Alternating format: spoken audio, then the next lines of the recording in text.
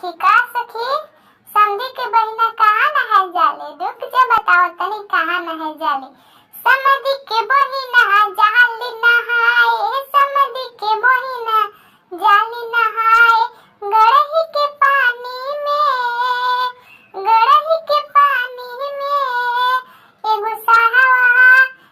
साहवा दू चार गो भैंसा पटकलस पानी में एगो साहवा दू चार गो भैंसा